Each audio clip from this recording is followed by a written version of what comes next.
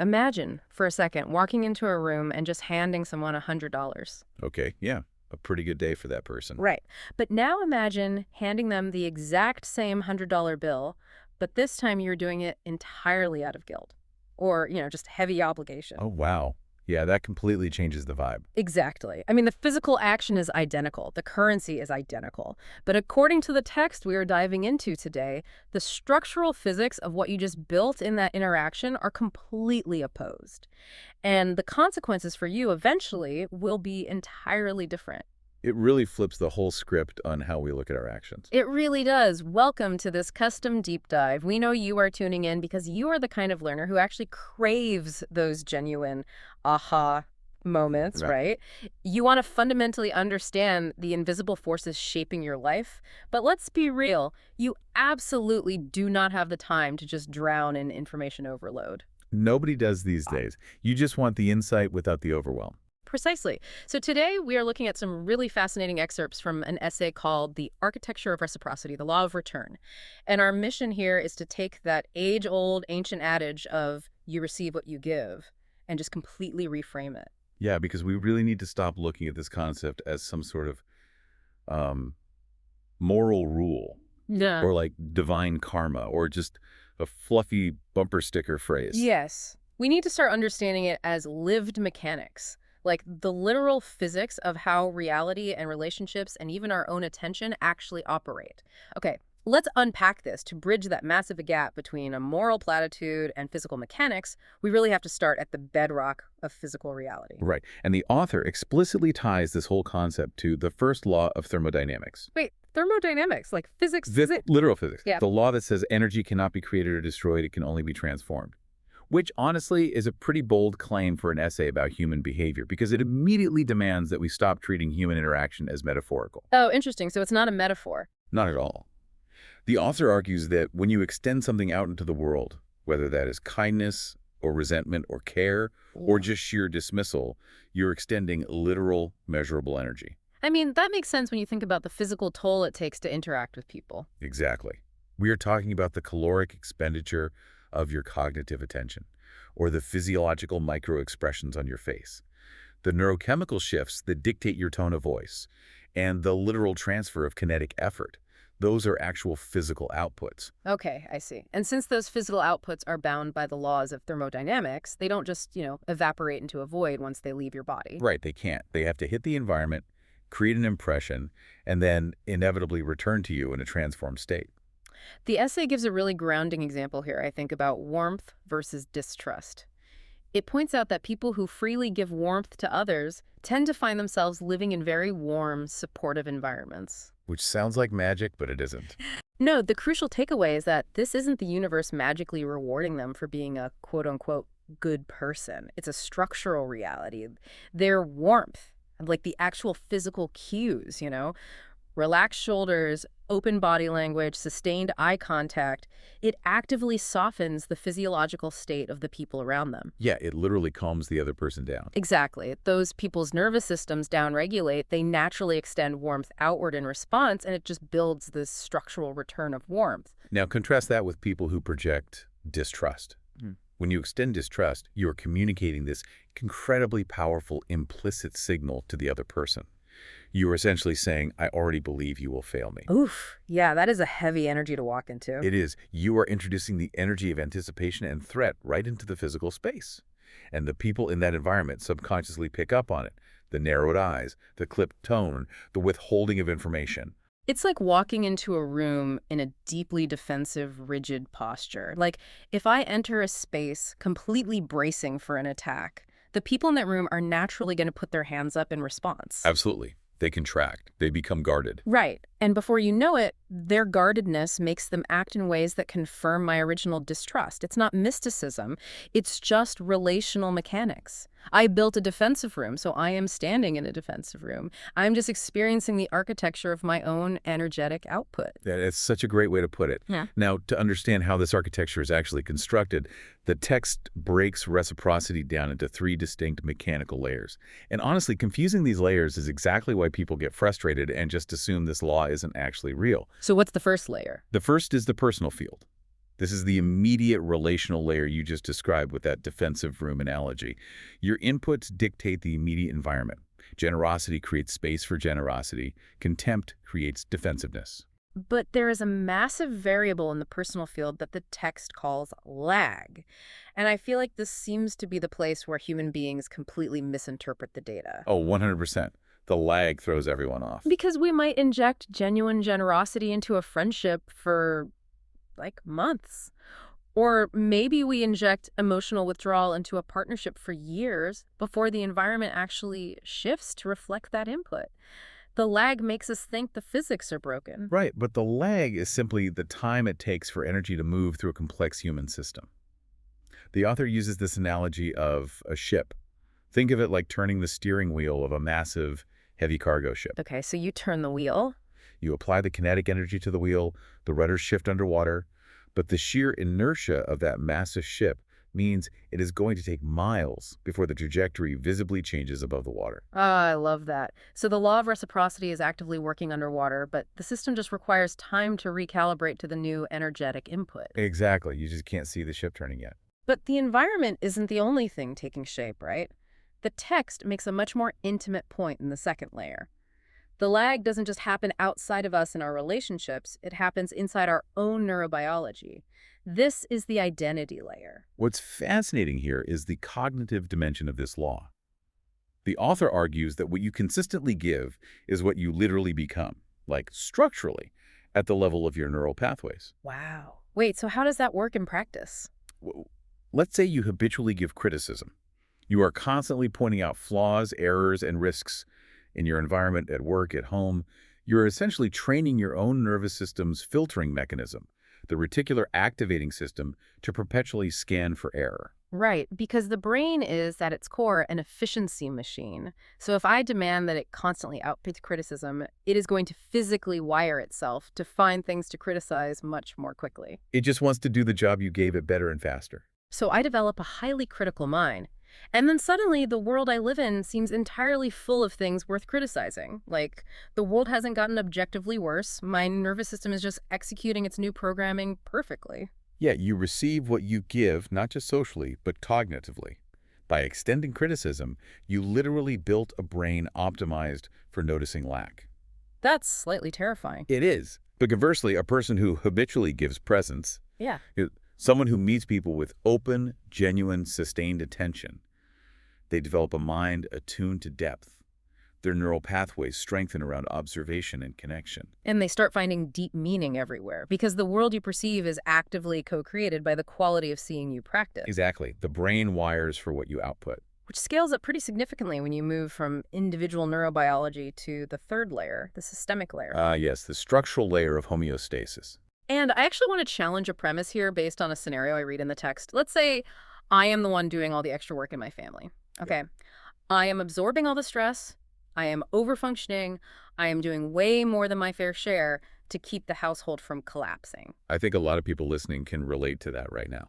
I'm sure they can. And the logical expectation, based on reciprocity, is that the system should eventually reward me. The reciprocity should be immense gratitude, a parade, and eventual support from my family. Right. That is the natural human assumption. But the source material rejects it entirely. Wait, really? It rejects it? Completely. Because systems, whether we are talking about an ecosystem, a corporate team, or a family, they operate on a resource allocation and self-regulation. They tend toward equilibrium. Okay, so how does equilibrium ruin my parade? Well, if you introduce chronic overfunctioning into a family system does not process that input as heroism that requires a reward. It processes it as excess capacity. It equilibrates around your overfunctioning. So by constantly stepping in to absorb the stress, I am actually removing the necessity for others to step up. Yes, you are signaling to the system that the load is being handled. Oh, wow. Which means someone else literally has to underfunction to balance it out. Bingo. The system pushes back to restore its homeostasis. Your overfunctioning just becomes a load-bearing pillar of that family's architecture. The system doesn't give you back love or gratitude. It gives you back the structural imbalance you introduced. That is brutal. It really strips the romance out of martyrdom, doesn't it? You aren't celebrated. You just become an invisible, permanent fixture required to keep the roof from caving in. Wow. I get structural imbalance disguised as care, so I received a completely imbalanced dynamic where I am permanently carrying the weight. That is a tough pill to swallow. It is, but it explains so much about family dynamics. It really does. But, this brings us right back to the complication from our introduction. Hmm.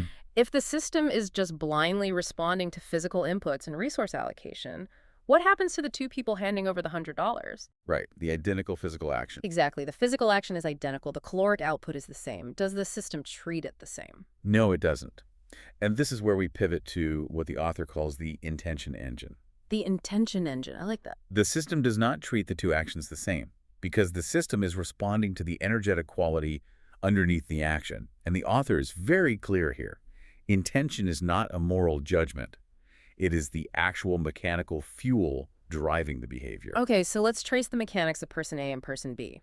Person A gives that money from a place of genuine abundance, like deep care and actual joy. Right. And person B gives the exact same amount to the exact same person, but they do it out of heavy obligation, lingering guilt, or maybe a desperate need to manage their image. So what happens to person A? For person A, the act is enlivening. They're expressing the energetic frequency of, I have enough. That intention, that specific neurobiological and emotional state moves through the interaction. The physical action is merely the vehicle. The fuel is abundance. So the world structurally confirms that abundance back to them. Yes. They leave the interaction with their physiological baseline intact, or maybe even elevated. They feel energized. So if I'm person B giving out of guilt, I'm technically injecting deficit into the system. Exactly. You are giving the energy of compensating for a lack. Right. I am signaling I must do this because something is wrong with me or I owe a debt I can't quite pay. It stands to reason the system is going to reflect that deficit right back at me. And it does. The world confirms the lack. The interaction drains you, you feel resentful of the person you just helped, and you walk away feeling like your resources are dangerously depleted. Even though the action was the exact same. The behavior was generosity, but the mechanical input was insufficiency. The system always reads the fuel, not the vehicle. Man. So what does this all mean? It means you literally cannot fake out the physics of the universe with polite surface actions if your internal engine is running on deficit. You can't outsmart it. And because human beings are so intensely focused on the surface actions, the $100 bill itself, we fundamentally misinterpret the feedback loops of our own lives. All the time. In fact, the author outlines 4 specific ways we completely misread the law of reciprocity. Let's go through those. What's the first one? The first, and probably the most common, is giving to receive. Ah, yes. Treating the law of return like a vending machine. I insert 3 units of kindness, so I expect 3 units of kindness back from this specific person. But when you give specifically to get something in return, you aren't actually giving, you are purchasing. Oh, that's a sharp distinction. It is. And the underlying energy of a purchase is deficit. You are highlighting that you lack something and require the other person to fill it. And because deficit is the fuel you put into the field, deficit is exactly what the field returns to you. So you stay empty. That makes so much sense. Okay, the second misreading is expecting an immediate return. This brings us back to the systemic inertia and that concept of lag we talked about earlier. Yes, the cargo ship. Right. And the author has an incredibly memorable analogy here. They say treating reciprocity like it's instantaneous is like a farmer carefully planting seeds in the soil and then violently digging them all up 3 days later to see if they sprouted. Which is just going to kill the seeds. Exactly. Systems require time to metabolize inputs. If you change your behavior and give generously to a strained relationship for, say, a week, and then you just throw your hands up and declare the law of reciprocity broken because your partner hasn't changed yet, you are disrupting your own harvest. You're divvying up the seeds. You are injecting impatience and volatility right back into the very system you were trying to stabilize. Okay, misreading number 3 is the expectation of a direct return. I think we all do this. We tend to treat our relationships like a rigid ledger, like I helped a colleague with their project on Tuesday, therefore that specific colleague owes me help on my project on Friday. But the text emphasizes that reciprocity operates within a complex, nonlinear network. It is a field, not a ledger. So how does the return work if it's nonlinear? The energy enters the field and routes through paths of least resistance. You might give immense support to a colleague, and that specific colleague may never, ever return it. Which is frustrating. Very. But the systemic return for your energy might come months later from a total stranger who notices your competence and offers you an unexpected opportunity. Oh, I see. Or, here's another example. You might give deep honesty to a relationship that simply cannot handle it, and the relationship fractures. The return is that the fracture clears the space for you to discover a completely different community of people who value that exact honesty. So the input always returns, but it rarely comes back through the exact same door it left from. Exactly. You can't control the door. That is profound. Okay, misreading 4 is the one that really shifts the paradigm for me. It's the belief that only positive things count. Oh, yeah. This one is tough. We really like to think this law only applies to our outward good deeds or our charitable acts, but the law does not exempt our interior life. Not at all. Rumination, internal rehearsals of resentment, playing out imaginary arguments in the shower. These are all active structural inputs. Because you are giving focused cognitive attention and physiological energy to resentment, your heart rate elevates, your cortisol spikes. You are extending that energetic state to yourself, to the field, and to the relationship in question, even if you never say a single word out loud to the person. Which means I am practicing the geometry of conflict. You are. That completely strips away a lot of our plausible deniability. It means our internal monologue isn't just private venting, it's an active structural input. If I sit around stewing in anger, I'm literally manufacturing an angry reality through my own neurobiology and microexpressions. It is sobering. It is. But here's where it gets really interesting, though, because the essay pivots from this somewhat terrifying realization that our hidden thoughts are shaping our reality into what I think is the most liberating flip side of this entire framework: the concept of sovereignty. Yes. Sovereignty is where this law transitions from a passive rule you just have to endure into a profound source of personal agency. The text points out a simple but radical truth. You are not subject to other people's giving. You are strictly subject to your own. Which is the exact opposite of how we normally operate. Right, yeah. Right? We withhold. We wait to receive proof before we give. We withhold our trust until the other person proves they are trustworthy. We withhold our warmth until we're absolutely sure the room is safe. But the fundamental trap there is failing to realize that withholding is, in itself, an act of giving. Wait, withholding is giving? Yes. When you withhold warmth, you are actively giving distance. You are extending conditional engagement. You are broadcasting this energetic signal of "you must earn my connection" out into the field. So I am giving coldness, and the system is mechanically obligated to return a cold room. Exactly. To understand the law of reciprocity is to realize that your quality of receiving is entirely dictated by your quality of giving. And your quality of giving is the one single variable that is entirely within your sovereign authority. Because no one can force you to give resentment. Right. Circumstances might be agonizing. People might actively provoke you. But what you choose to extend from your own internal engine, the fuel you choose to burn, is always yours to determine. It's the ultimate accountability, but it really is the ultimate freedom. I don't have to wait for the world to change. I just have to change the energetic and behavioral inputs I am exporting. And, this isn't just modern psychological theory or complex systems analysis. The author pulls back the lens to a cosmological scale, showing how ancient global traditions observe this identical structural reality completely independently of one another. Oh, yeah. The global examples were fascinating. Right, like in the indigenous cosmologies of the Americas, for example. There's a deep foundational understanding that taking from the forest requires giving something back.